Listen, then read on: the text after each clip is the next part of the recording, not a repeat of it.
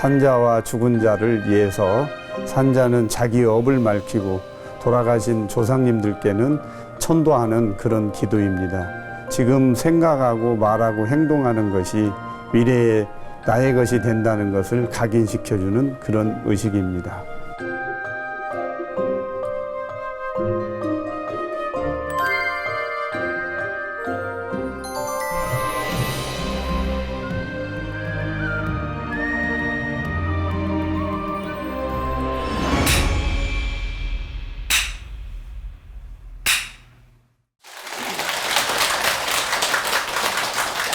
목소리 들어보시면 아시겠지만 제 기운이 엄청 셉니다.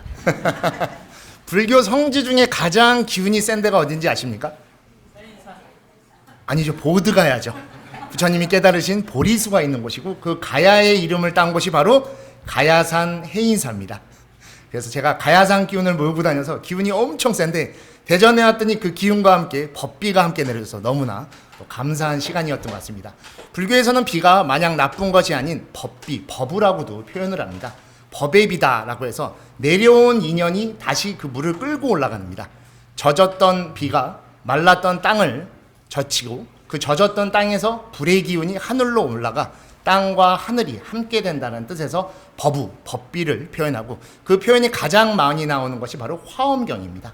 화엄경은 사막 지역을 거치면서 동아시아로 건너오다 보니까 이 물에 대한 간절함이 있었고 그 간절함이 화엄경 속에 표현이 됐고 그 화엄경을 모태로 만든 사찰이 바로 해인사가 되고 그 기운을 여러분들께 오늘 초제에 백중 초제 이렇게 전해드릴 수 있게 돼서 너무나 반갑고 저는 오늘 초제를 맡게 돼서 계율이라고 하는 것으로 여러분들께 법문 또 강의를 해드릴 거고 즉 계는 살아서 지키는 것이죠.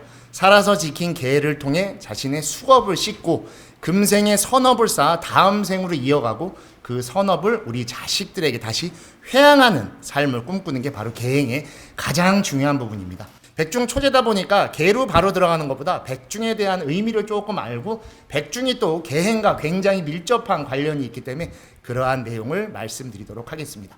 백중, 100가지 중에 으뜸이다 해서 백백자의 가운데 중자를 우리 일부 유교 또 성리학에서는 사용을 합니다. 우리 일상을 지내면서 제일 좋을 때가 언제십니까? 쉴 때죠. 설마 월요일은 아니시죠? 월요일이 제일 좋습니다. 그건 큰일 납니다. 우리는 쉬고 즐기기 위해 이 일상을 보내고 있는 것이죠. 바로 이 백중은 원래 이 농민 그리고 농사를 짓는 농업 국가에 주로 있던 세시풍속 중에 하나로 그동안 쌓여있던 곳간의 모든 음식들을 휴한기 휴농기라고 해갖고 잠시 농사를 쉬면서 그 오곡들을 즐기고 다음 농사를 짓기 위해 곳간을 비우는 시기입니다. 그래서 이때는 절대로 일을 시키지 않습니다. 불도 놓지도 않고 그냥 쉬면서 즐기는 그런 시기죠. 근데 사람이 마냥 쉬기만 하면 그 다음에 문제가 생기죠. 엔진이 잘 돌아가질 않습니다. 그래서 불교에서는 똑같은 백중의 한문을 조금 다르게 쓰기도 합니다. 100가지 중생이다 해서 여러 곡식들과 보시물을 사원에 헌신함으로써 그 보시의 공덕으로 나의 선망 부모님의 이고등락을 빌고 또 그 업이 법으로 바뀌어서 다음 세대 내 자손들에게 이어져 간다는 뜻에서 같은 백중을 가운데 중자가 아닌 무리중자, 무리중자는 승가의 뜻입니다. 100가지 일을 승가에 보시한다라는 뜻으로서 사용을 하고 있습니다. 즉 창고에 있는 모든 것들을 사원에 보시하면 어떻게 되죠? 스님들이 드십니까? 아니죠. 그럼 스님들이 살찝니다. 스님들이 살찌시면 안 돼요. 사원은 이 승가라는 거는 기본적으로 화합 공동체라는 개념을 갖고 있습니다. 승가에 있는 일원들을 부를 때 뭐라고 부르는지 아십니까? 우리 삼기위에는 거룩한 스님들께로 해석이 되어 있어서 약간 여러 오해들도 있지만 승가는 기본적으로 출가와 재가가 더불어 하는 것입니다. 그래서 그거를 부를 때 사부대중 여러분이라고 부르죠. 사부대중에는 출가 이중 비구 비구니 스님들과 제가 청신사 청신녀, 우리 우바세 우바이라고도 하죠. 바로 여러분들도 승가의 일원이신 겁니다. 즉 사찰에 보시를 한다라는 건 여러분 이웃들, 인연들께도 함께 보시하시는 것이고, 그것이 또 우리와 인연이 없는 곳에도 손이 닿죠. 불의유 돕기도 하시고, 또 화엄사에서도 그런 것들을 많이 하는 걸로 알고 있습니다. 쌀도 또 공양하시고 하는 그런 것들이, 우리는 기부가 아닌 바로 보시라는 개념으로 사부대중이 더불어 함께하는 개념에서 백중을 좀 더 불교적으로 승화시켜서 사용하고 있는 것이죠. 왜 더욱 그러냐? 불교는 바로 그것들을 나의 것이라는 소유물로 생각하는 것이 아니라 우리의 것으로서 화합 공동체 속에 우리가 수많은 인연들과 살아가고 있다라는 부처님의 가르침을 실천하기 위한 것입니다. 우리 손가락 이렇게 한번 들어보실까요? 동그라미를 이렇게 그려보십시오. 불교는 모든 것들을 원으로 표현하죠. 자, 이렇게 원을 그려면 이 안에 우리가 사는 겁니다. 왜냐하면 우리 윤회를 하니까. 이 중에 좋은 곳은 어디 있습니까? 위에 있죠. 나쁜 곳은 어디에 있습니까? 아래에 있다라고 생각을 하죠. 불교는 이 백중을 백중이라고 원래 부르지 않고 우란분절이라고 불러서 음력 7월 15일이 우란분절이 됩니다. 우란분절이 무슨 뜻인지가 굉장히 중요합니다. 우란분절은 울라마나라고 하는 고대 인도 산스크리트어의 음사입니다. 그래서 기본적으로 우란분이라는 표현이 좀 더 맞고, 이거를 절기로 넣어서 우란분절이라고 하는데, 이게 무슨 뜻이냐? 잘못 태어났다, 거꾸로 매달려 태어났다라는 뜻입니다. 즉 무슨 말일까요? 아래로 태어났다라는 뜻이죠. 우리가 금생에 선업을 쌓아서 삼선도라고 하는 인간 천, 그래야 천인사의 부처님을 만납니다. 근데 아래로 태어나다 보니까 사막도에 떨어졌다라는 개념인 것이죠. 그래서 우란분절의 이야기가 있죠. 목련존자 이야기. 다들 아시죠? 목련존자라는 훌륭한 대아라한을 낳은 어머니께서 자식이 일단 잘 나가면 어떻게 됩니까? 어깨가 으쓱해져. 그쵸? 으쓱해져. 좋으면은 회양하고 더 자식과 함께 많은 사람들과 해야 되는데, 내 자식이 누군지 알아? 그래서 영화도 있죠. 넌 내 누군지 아나? 하면서 니네 스장가도 밥 먹었어 하잖아요. 그처럼 우쭐우쭐 했던 거예요. 그랬더니 아란이 됐던 목련존자와 달리 어머님은 악업을 짓게 됐던 겁니다. 그래서 다음 생에 지옥고를 받게 됐고, 그것을 안타깝게 여겼던 목련존자가 신통제일이죠. 그 신통으로 어머님을 구제하고 싶었지만 부처님께서 안 된다고 하시죠. 너가 아무리 신통이 뛰어날지언정 업보로 떨어진 윤회는 너의 모든 신통력을 써도 축생 이상으로 끌어올릴 수가 없다 라고 해서 부처님께서 도와주셔서 축생으로 태어나게끔 합니다. 대신 다음 금생의 축생의 인연을 다음 생에 좋은 곳에 태어나거나 열반으로 이끌고 싶으면 매해 음력 7월 15일에 승가의 보시를 함으로써 그 선업을 더 쌓아 너의 어머님을 열반으로 이끌어라 라는 스토리가 바로 우리가 알고는 우란분절의 이야기인 것이고, 그래서 화엄사에서도 여러 스님들을 초청해서 법문을 하는 게, 그 법문을 들은 가르침으로 여러분들이 일상으로 되돌아가셔서 그 일상 속에서 법의 행을 닦으셨으면 하는 마음에서 이것이 준비된 것이고, 마지막 백중 회양 때는 그것을 바로 여러분들의 선망 부모님과 그리고 자식들, 또 사랑하는 가족, 또 인연들에게 회양하기를 바라는 마음에서 이러한 백중의 기도를 드리게 되는 것이죠. 즉 금생에 살고 있는 여러분을 통해 먼저 떠나가신 선망 부모님의 번뇌를 끊어드리고 지금 함께하고 있는 우리 자손들에게 좋은 법을 전달하려고 하는 게 백중의 가장 중요한 의미가 되는 것입니다. 그러다 보니까 백중기도는 가급적 꼭 오시는 게 좋습니다. 백중기도 끝에 항상 제를 지내죠. 제를 7번이나 지내는 이유도 지극정성으로 7번의 제를 드려 그 중에 한 번이라도 제대로 된 법을 듣고 반드시 우리의 선망 부모님께서 극락왕생하셨으면 좋겠다, 또는 열반락을 얻으셨으면 좋겠다 하는 마음에서 이것들을 하는 것입니다. 그 또한 여러분들이 기도를 드리는 겁니다. 선방 부모님을 위하는 마음, 또 자손들을 위하는 마음들도 있을 텐데, 바로 여러분들이 이 자리에서 간절한 마음으로 수행을 해주셔야 그 이고 등락을 넘어 극락왕생까지도 이어지게 되는 겁니다. 왜 그럴까요? 일단 우리는 우리의 삶의 주인공이기 때문입니다. 여러분이 아프면 세상이 다 피곤합니다. 여러분이 즐거우면 괴로운 일도 즐겁죠. 운전해보면 대번에 아시죠? 뭐 물건 사러 가실 때, 좋은 거 사러 가실 때 앞에 좀 껴들어도 그럴 수 있지. 퇴근길에 껴들면 진짜 별거 아닌데도 화가 치밀어. 나 지금 빨리 가, 저것 때문에 신호 건넜어. 라는 그런 업을 짓죠. 그래서 여러분들의 갖고 있는 마음들을 참회라는 것으로 끌어갈 수 있게 하는 게 우리 불교의 수행이며 정진인 겁니다. 우리 절에 와서 절도 하시고 기도도 하신 이 모든 것들을 수행이라고 부르죠. 불교는 기본적으로 행을 닦는 종교입니다. 근데 너무 우리가 마음에 집중이 되어 있다 보니까 마음을 닦는다라는 것에 있는데, 마음 먹고 안 해보신 거 많죠? 매년 1월에 특히 마음을 많이 드시잖아요. 1월 한 5일쯤 되면 그 마음이 또 바뀌어. 왜냐면 마음엔 실체가 없고 형태가 없는데, 실체가 없는 걸 쫓다 보니까 다시 놓치는 겁니다. 그래서 불교는 수심을 하지 않고 수행을 하는 겁니다. 그 행에는 쌍카라라고 부릅니다. 내 내면에 잠들어 있는 것들을 내 스스로의 힘으로 밖으로 끌어내서 그것을 사람들과 함께 해나간다는 게 수행의 가장 기본인 것이죠. 즉 여러분의 수행과 기도와 절과 제사, 이 모든 것들이 여러분들을 이끌어가게 하는 힘이 되는 것이고, 불교에서는 그것을 법이라고 표현을 하는 것입니다. 불교의 이러한 법을 닦는다라는 자체를 우리 법망경이라고 하는 경전에서는 이것을 효도라고 표현을 합니다. 근데 효도는 유교의 개념이죠. 우리 백중을 드리는 것도 삼망부모를 모시는 마음이기 때문에 효도하는 마음에서 하는 겁니다. 효도를 안 하면 어떻습니까? 불편하죠. 크게 바뀌는 거 없는데 불편합니다. 여러분들의 마음이 있기 때문에 그 마음이 항상 요동치고 불편해.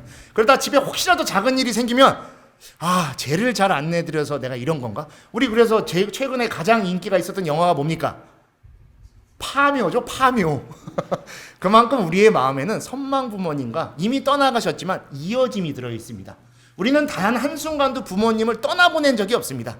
금생에 육신이 떠났을지언정 그분과 함께했던 추억과 시간이 우리의 법으로 함께 있는 것입니다. 그것을 원망하고 탓하면 여러분들은 업보로서 선망 부모님을 못해드리는 불효를 저지르는 것이고, 그 가르침을 잘 받아 금생을 잘 살고, 여러분이 잘 살면 누가 잘 살게 됩니까? 여러분 자손들이 그것을 보고 자라서 집에 가운이라고 하는 것은 그렇게 이어지는 것이죠. 가풍이라고 하는 것도 그렇게 이어지는 것이고, 즉 부처님이 2600년 전에 남겨주신 영기법과 사성제 8정도 6바라밀이 지금 이 순간까지도 이어지는 것과 마찬가지로 여러분들의 그 업이 법이 돼서 선망 부모님의 모습이 여러분에게 전해지고, 그것이 다시 자손 대대손손이 이어질 겁니다. 오늘도 아마 축원들 다 올리셨죠? 절에 올라온 축원을 제가 항상 굉장히 꼼꼼히 읽습니다. 축원 중에 본인 축원을 올리는 경우는 거의 없어요. 대부분 누구 축원 올리십니까? 자손들, 자식들 축원을 올리시죠. 본인 축원 올리신 것 같은데 괜찮습니다. 전 더 좋아요. 그래서 거기에 한 줄에 본인 건강도 꼭 좀 적어서 넣어주십시오. 스님들이 다 읽어드립니다. 그 한 단어 더 들어간다고 해서 안 읽거나 그런 거 없습니다. 여러분이 일단 건강하셔야 자식들이 효도할 수 있고 마음이 편해집니다. 그게 어쩌면 여러분들이 가장 바라는 걸지도 모릅니다. 내 자식 가슴 아프지 않고 내 자식이 편했으면 좋겠고, 왜냐하면 그 자손분들에게 여러분들은 다시 부모의 입장이 돼 있는 거기 때문에 그렇게 꼭 이어짐이 굉장히 중요한 것이죠. 근데 불교에서는 그 효도를 효도라고 표현하지 않습니다. 효도는 유교의 것이죠. 불교는 좀 다릅니다. 불교는 그것을 효순이라고 표현을 합니다. 꼭 알아두십시오. 법망경이라는 경전에는 불교의 효도를 효순이라고 표현을 합니다. 뜻도 그래서 받들고 따른다라는 의미를 가지고 있습니다. 효도는 그냥 받드는 것이죠. 받드는 도리니까. 내 순이 붙어 있어요. 따른다라는 도리가 있어서 받들어 따른다라고 해서 효순이라고 표현합니다. 무엇을 받들고 무엇을 따를까요? 그러면 바로 삼보를 받들고 법을 따르는 게 불교에서 가장 큰 효순입니다. 여기 다 절에 오시죠? 절에 오시는 가장 큰 이유는 뭡니까? 부처님의 가르침을 받고 또 여러분들의 기도가 성취되길 바라고, 그 기도 성취가 방금 말씀드렸듯이 자손분들에게 잘 전달되었으면 좋겠다. 그래서 매 법회 때 맨 앞에 하는 게 뭡니까? 삼귀이죠. 맨 마지막에 무엇을 합니까? 사홍서원을 하죠. 삼귀는 불법승 삼보의 귀의를 하고, 사홍서원의 맨 마지막은 뭡니까? 자타일시 성불도, 나와 내 인연들이 다 함께 성불했으면 좋겠다 해서 회향하는 겁니다. 그렇게 해서 불교의 법이 만들어지게 되는 것입니다. 아까 우리 잠깐 윤회라고 해서 원을 이렇게 그렸었죠. 그래서 좋은 삼선도는 위, 나쁜 사막도는 아래라고 표현했는데, 사실 불교에는 그런 것이 없습니다. 불교에는 위아래가 없습니다. 그래서 승가라고 부르는 겁니다. 불교의 좀 더 큰 사찰, 해인사같이 큰 절은 들어오는 입구가 있습니다. 들어오는 입구 혹시 문 뭐라고 부르는지 아십니까? 사처당문 앞에 있는 거, 일주문이죠. 일주문. 하나다. 여기 들어오는 모두는 하나다. 그리고 대승경전의 가장 높은 경전이라고 불리는 유마경에서도 중생이니 아프니 내가 아프다라는 표현이 있는 불이법문을 해주십니다. 모두가 하나이고 둘이 아닌 겁니다. 즉 불교에는 윤회라는 서클에 우리가 사로잡혀 있지만 위아래는 사실상 있지 않습니다. 그래서 부처님 탄생기에도 천상천하 유아독존이죠. 위아래 없이 그냥 나의 법이다. 모두를 삼계계고 아당한지 편안하게 해줄 것이다. 그래서 부처님께서도 최초의 승가를 만드셔서 60명의 제자가 됐을 때 본인까지 포함시키십니다.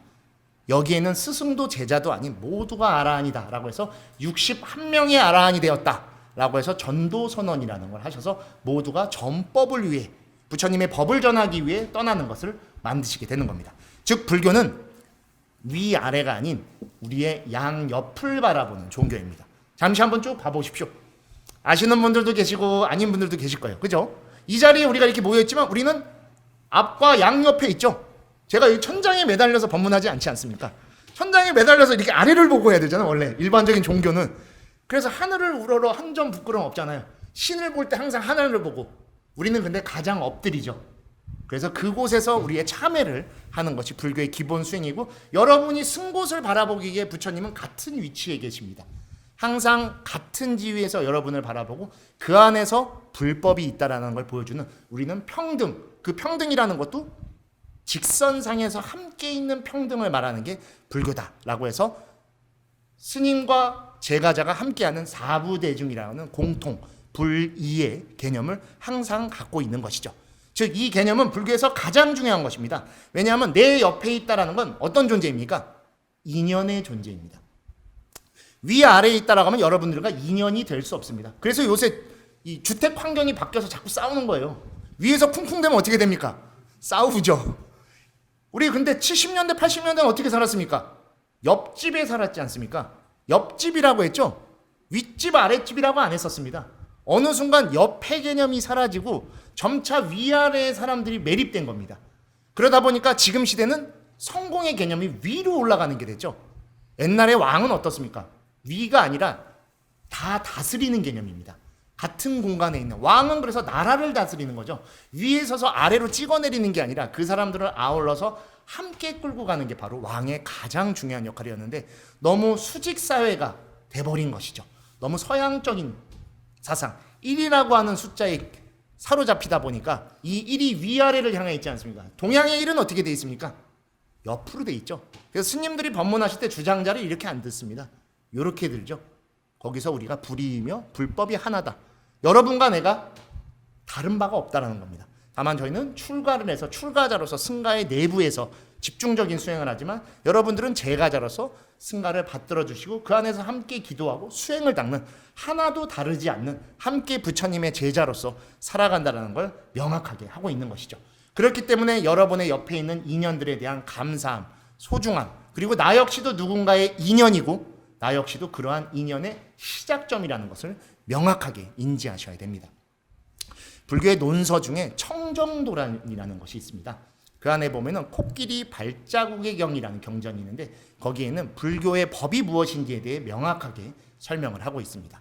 부처님이 직접 말씀하시되 연기를 보는 자는 법을 볼 것이며 법을 보려는 자는 연기를 볼 것이다 라고 해서 부처님의 법이 바로 연기인 것이고 우리가 그토록 간절히 원하는 법을 얻고자 하는 것이 바로 그 연기를 보면 되는 것입니다.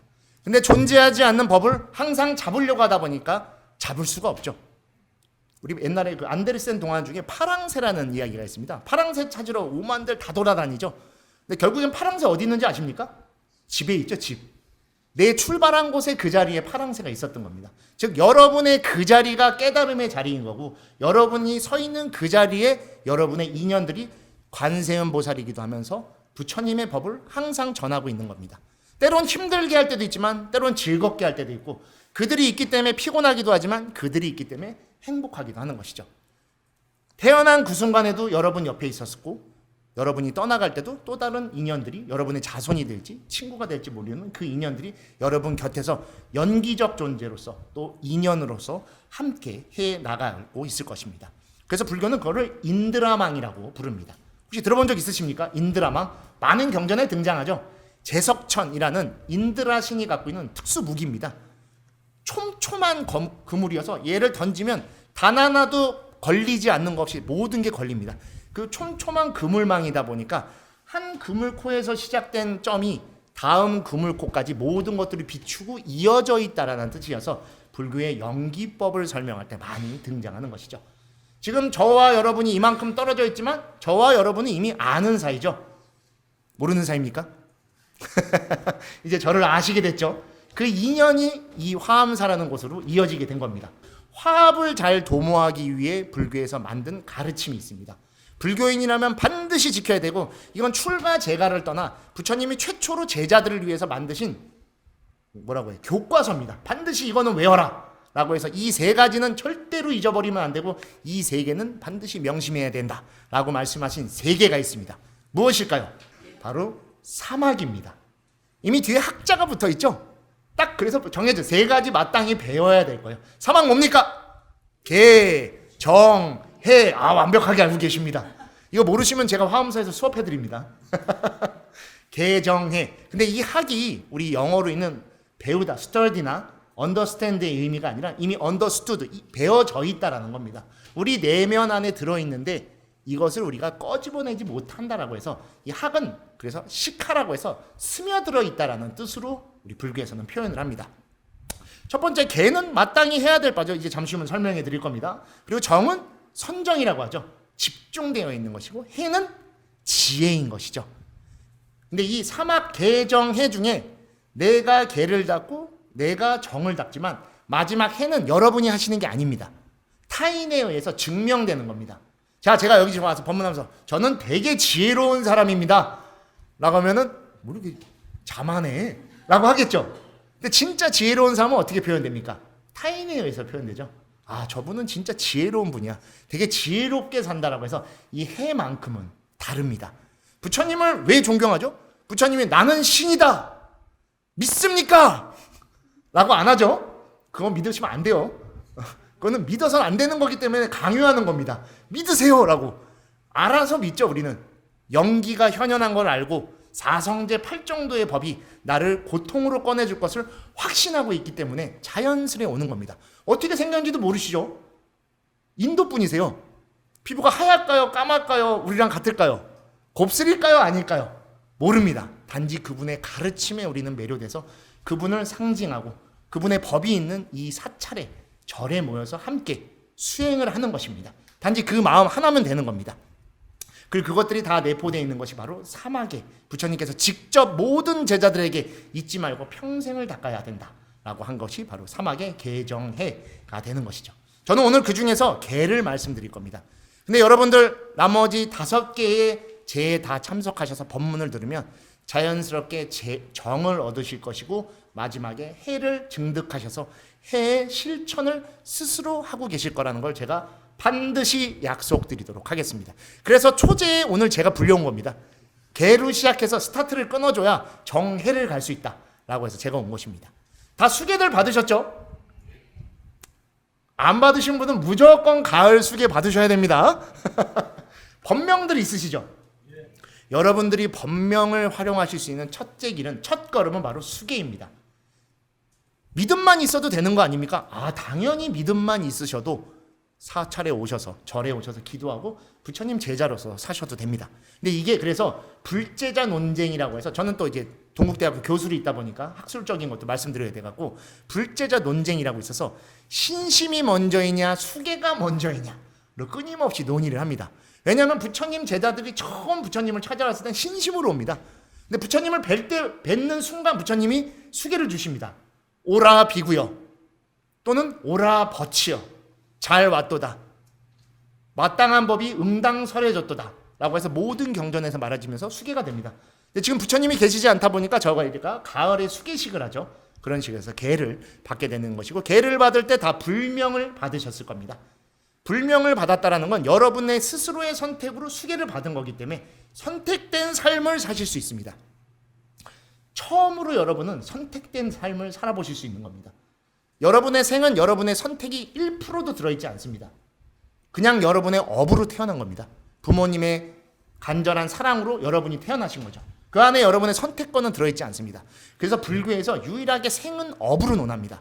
근데 그때부터는 달라집니다. 태어난 그 순간부터 노병사가 찾아오죠. 이거는 여러분들의 업입니다. 근데 이 업은 법으로 바꿀 수 있습니다. 부처님의 출가의 가장 결정적인 계기를 마련한 게 사문유관이죠. 동남서북으로 가서 부처님이 병든 자, 그리고 늙은 자, 죽는 자를 보고 마지막에 바라문, 성직자, 출가자를 만나면서 출가의 염원을 가지십니다. 즉 여러분도 지금 사찰에 오셔서 기도를 하고 참회를 하고 정진을 하신다는 자체가 여러분의 스스로의 삶을, 법명을 받아 선택된 삶을 스스로의 법력으로 끌고 가고 계시다는 걸 명심하셔야 됩니다. 그리고 그 첫 번째에 선택된 삶에서 마땅히 해야 될 것이 계행이라고 하는 것이죠. 계라고 하는 것은 마땅히 해야 될 바와 하지 말아야 될 바를 알아서 그것을 실천하는, 그걸로 끝납니다. 그래서 최초의 계는 모든 부처님이 지닌 계율이다라고 해서 칠불통계라는 것으로 정의됩니다. 바로 제약막작 중선봉행 자정기의 시제불교. 우리 백거이와 도림선사의 이야기에 많이 나오죠. 백거이라고 하는 당대의 유명한 선지식이 지식가죠. 지식을 뽐내기 위해 도림선사 대승을 찾아가서 스님이 그렇게 대단하시다고 하는데 불교에 대해 한마디 알려줘 보십시오 라고 건방지게 물어봅니다. 그때 도림선사께서 지금 말씀드린 제약막작 중선봉행 자정기 시제불교, 나쁜 짓을 하지 않고 선한 일을 찾아 행하며 너의 그 마음을 청정하게 지키는 것, 그게 바로 불교다. 그랬더니 백거이가 또 얘기하죠. 아니 3살 먹은 애도 아는 얘기를 무슨 법이라고 말해줍니까? 그때 백거이가, 도림선사가 탁 한마디 하시죠. 3살 먹은 애도 알아도 80 먹은 노인도 지키기 어려운 것이다 라고 해서 그 가르침으로 백거이를 불교로 귀화시켰던 가장 중요한 부분을 이야기하는 겁니다. 가장 쉽습니다. 나쁜 일 하지 않고 선한 일 하면 되는데, 그리고 내 마음을 스스로 잘 가다듬으면 되는데, 우리는 시도 때도 없이 화가 치밀어 오르다 보니까 그것들을 바라보지 못해서 개가 하나 둘씩 점차 늘어나게 된 겁니다. 개가 왜 이렇게 많습니까? 라면 다 내 탓이구나 라고 생각하시면 되고, 하나하나씩 필요 없는 개로 만들면 됩니다. 제가에는 5개라고 있죠. 혹시 아십니까? 네 라고 하시면 되죠. 살도 음망 불음주, 바로 살생하지 말아라, 도둑질하지 말아라, 음행하지 말아라. 이거 사음이라고 합니다. 제가자는 바람 피지 말랍니다. 이게 안 지켜지니까 요새 우리나라가 시끄러운 거예요. 그리고 거짓말하지 말아라, 술 취하지 말아라가 이렇게 해서 5가지입니다. 제가 이거를 이제 수계식도 많이 해드리다 보니까 가면은 이 5번째 때문에 도저히 저는 개를 못 받겠습니다. 지금 제가 그래도 그렇게 일주일 내내 고생해서 금요일 저녁 토요일 날 치맥 정도는 먹어야 되지 않겠습니까? 그래서 그건 드셔도 됩니다. 그거는 불음주가 아닙니다. 불음주는 무엇이냐면 여러분들의 청정한 정신 상태가 혼탁해지는 것을 말하는 겁니다. 즉 주체할 수 없을 정도로 내가 책임질 수 없을 때까지 술에 나를 절여버리는 겁니다. 여러분이 술을 마시는 건 되는데 술이 여러분을 잠궈버리는 건 안 됩니다. 그리고 스님들은 또 여러분들보다 계율이 좀 더 엄격합니다. 스님들은 제일 중요한 계가 4개예요. 원래 250가지인데 그 중에 철저히 지켜야 되는 게 4개예요. 왜냐하면 스님들은 출가자이기 때문입니다. 여러분들은 아까 살도 음망이라고 했죠. 스님들의 제일 중요한 4가지는 뭘까요? 사바라이라고 해서 스님들은 출가자죠. 출가자에게 제일 중요한 건 뭡니까? 출가한 겁니다. 출가자는 무조건 출가자여야 됩니다. 그래서 출가자의 첫 번째는 음행입니다. 음도 살망의 순서가 조금 다릅니다. 단 하나의 음행도 허락하지 않는 겁니다. 근데 왜 살생이 3번째에 가 있습니까? 출가할 마음을 먹을 정도의 사람이 살생을 하는 일은 없기 때문에 뒤로 가 있는 것이죠. 그래서 약간 다르죠. 그리고 또 하나 조금 우리가 알아야 되는 게 무소유입니다. 요새 이제 법정 스님의 공전의 히트작인 무소유 덕분에 우리 불교에 무소유라는 개념이 많이 들어와 있죠. 저는 그 책 때문에 출가한 케이스이기도 합니다. 그러면서 법정 스님을 실제로 뵈면서 출가의 인연을 쌓게도 됐는데, 무소유의 불교의 개념은 여러분 아무것도 갖지 않는다라는 그 무소유가 절대로 아닙니다. 그거는 자이나교의 무소유계에 들어있는 것이고, 불교의 무소유는 요새 말로 미니멀리즘입니다. 여러분이 갖고 있는 소중한 물건에 추억을 담고 그 추억이 생긴 물건에는 인연이 들어있는 겁니다. 부모님이 물려주신 걸 수도 있고 사랑하는 사람이 준 걸 수도 있고 또는 자신이 아끼는 물건일 수도 있기 때문에 그것들을 아끼면서 잘 사용하며 그 물건의 소중함을 극대치로 끌려주는 것이 바로 무소유, 불교의 정신이 된다라는 것을 알아두시면 됩니다. 즉 여러분이 지켜야 되는 살도, 음망, 불음주는 바로 여러분을 위한 부처님께서 만들어주신 주의해야 될, 넘어서는 안 되는 선입니다. 그래서 그 선을 명확하게 알고 계셔야 되고 계율을 어길 수 있을 정도까지 계율을 알고 계십시오. 여러분이 계를 받았다는 걸 명확하게 알면 계를 어길 수 있습니다. 왜냐하면 내가 어긴지도 모르고 계를 어기기 때문이에요. 그래서 어기려고 노력한다는 건 그 계를 알고 있다는 것이고 그러기까지 가면은 계를 절대로 어기지 않습니다.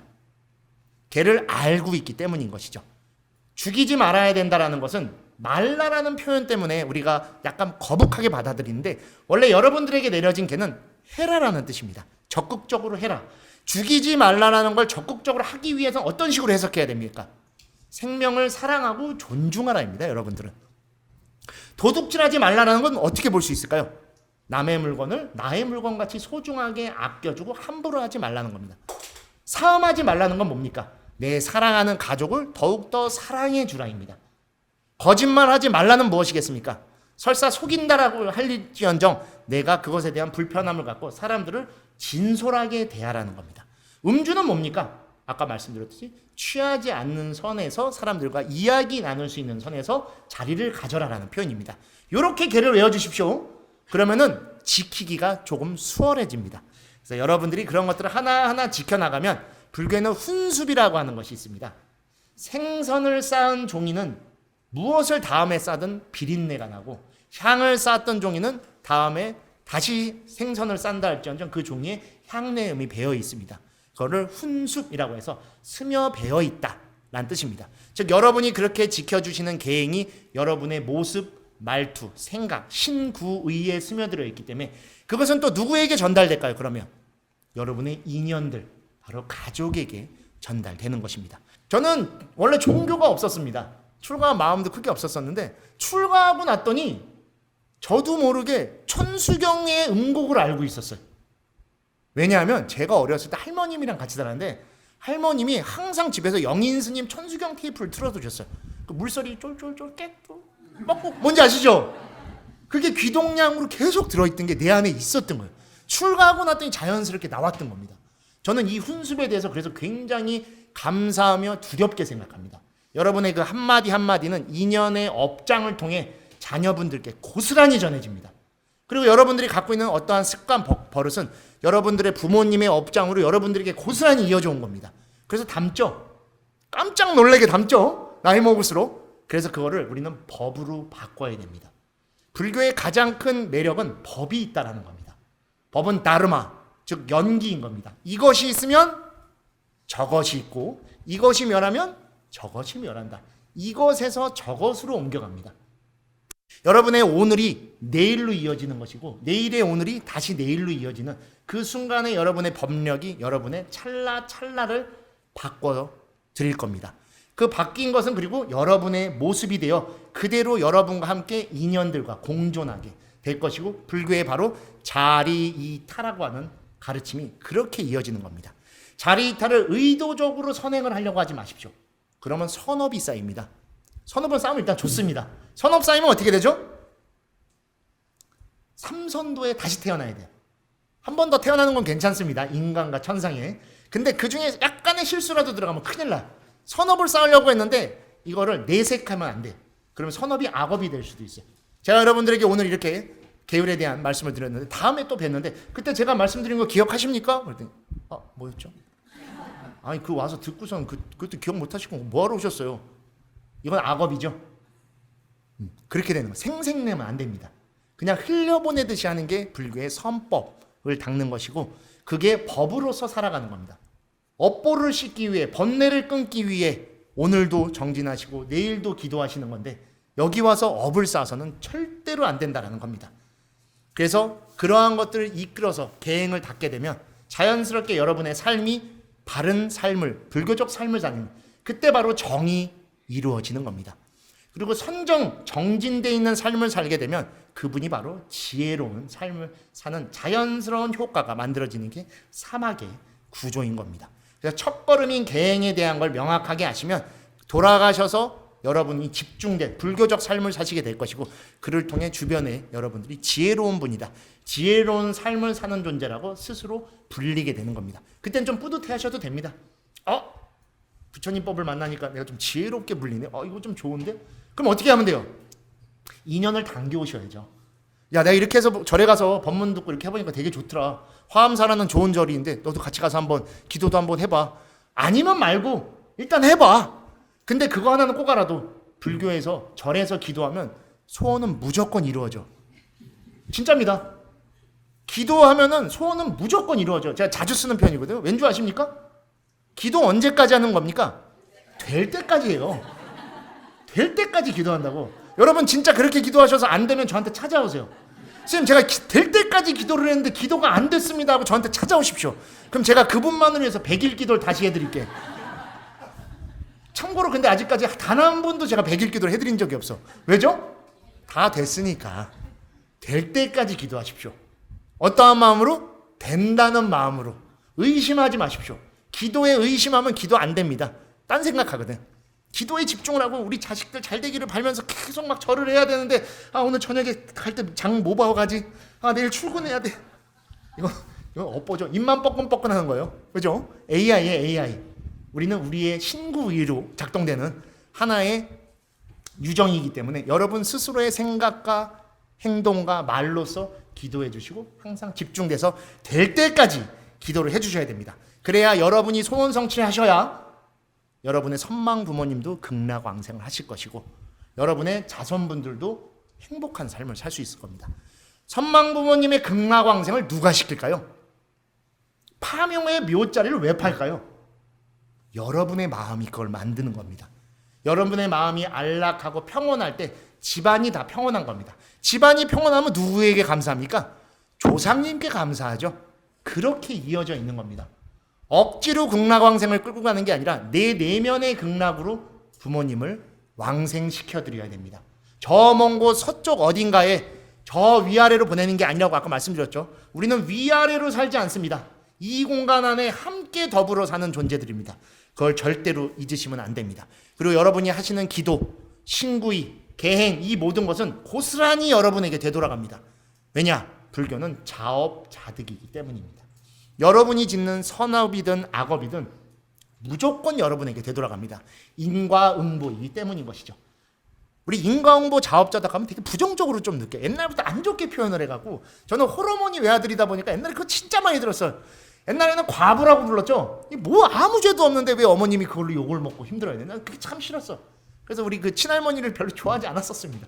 지금이야 이제 출가해서 절대로 나쁜 말을 하지 않지만 그 어린 나이에 얼마나 그게 참 그랬게, 왜 그래야만 하지? 왜 그렇게 불려야 되지? 지금은 그래도 그런 차별적인 용어들이 많이 사라졌더라고요. 그때 들었던 게 인과응보 자업자득이었어요. 근데 불교에 와서 보니까 이게 나쁜 표현이 아닙니다. 왜냐? 여러분이 선업을 쌓으면 그 결과 누구한테 옵니까? 여러분한테 오는 거예요. 여러분이 악업을 지금 누구한테 옵니까? 여러분한테 갑니다.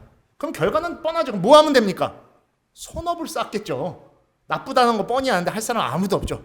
그래서 불교에서는 선인 락과 악인 고가라고 해서 선한 원인을 쌓으면 여러분에게 즐거운 결과가 오고, 악인 고가, 악한 원인을 쌓으면 고통스러운 결과가 옵니다. 여러분 혹시라도 지금 불편한 게 있거나 좀 고통스러운 게 있으면 그 원인을 보십시오. 그 원인의 시작점에 그 해결책이 있을 겁니다. 그거를 풀어내야 됩니다. 용서하셔야 돼요. 불교에서 용서를 뭐라고 부릅니까? 참회하면 되는 겁니다. 그 원인은 누구한테 있죠? 나한테 있겠죠, 당연히. 싫은 사람도 내가 알았기 때문에 싫은 사람입니다. 좋은 사람도 여러분이 알았기 때문에 좋은 사람인 거고, 내가 그 자리에 왜 갔었지? 내 발로 갔으니까 있는 거예요. 그 원인을 명확하게 아는 게 바로 불교적 삶의 가장 중요한 해결책입니다. 원인을 잘 항상 보시고 앞으로는 원인을 해결하는 방식으로 삶을 살아주십시오. 다른 곳에서 여러분을 찾지 마십시오. 다른 곳에서 부처를 찾지 말고 다른 곳에서 법을 구하려고 하지 마십시오. 아까 양옆을 잠깐 봐달라고 말씀드렸듯이 옆에 계신 분이 여러분이 그토록 만나고 싶어하는 관세음 보살이고, 바로 옆에 계신 분이 여러분의 부처님인 것입니다.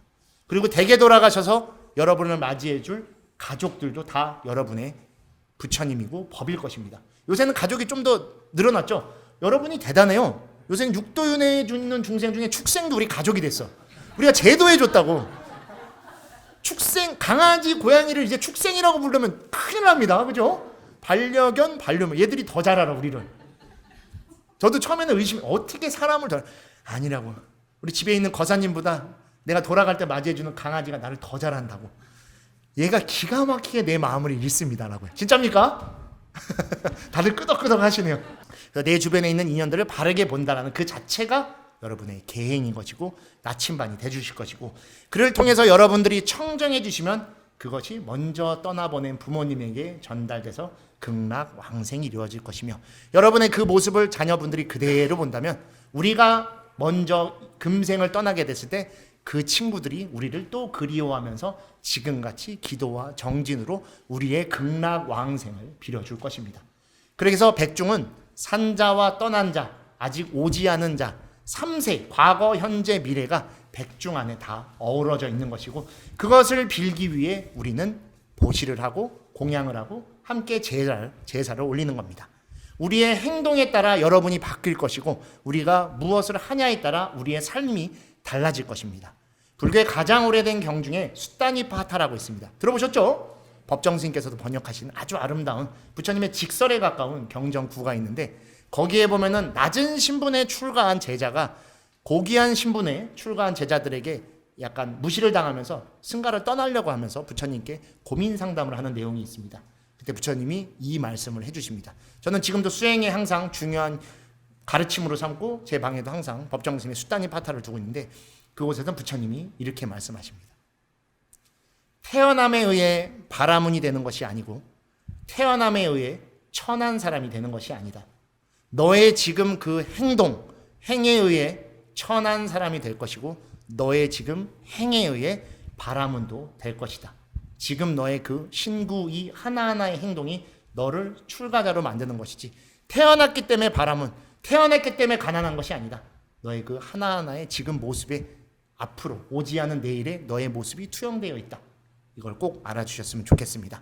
백중기도 정말 어떻게 보면 제일 습하고 더운 시기에 있습니다. 그래서 인욕바람일이 조금 필요한 시기입니다. 욕바람일 중에 그래서 보시 지계 다음에 인욕이죠. 오늘 계를 배웠기 때문에 계행을 배우셨죠. 지계를 인욕을 조금 더 하셔서 선정 지혜 바람일까지 이어갈 수 있게 이 오늘 백중 초제의 시작을 좀 더 여러분의 마음을 다스리시고, 그 다스린 마음을 계행으로 이끌어 좋은 업을 쌓아서 그 업을 법으로 이끌어 주변에 있는 가족들과 사랑하는 분들에게 고스란히 다 회양해 주십시오. 하나도 남김없이 회양하시면 하나도 남김없이 되돌아옵니다.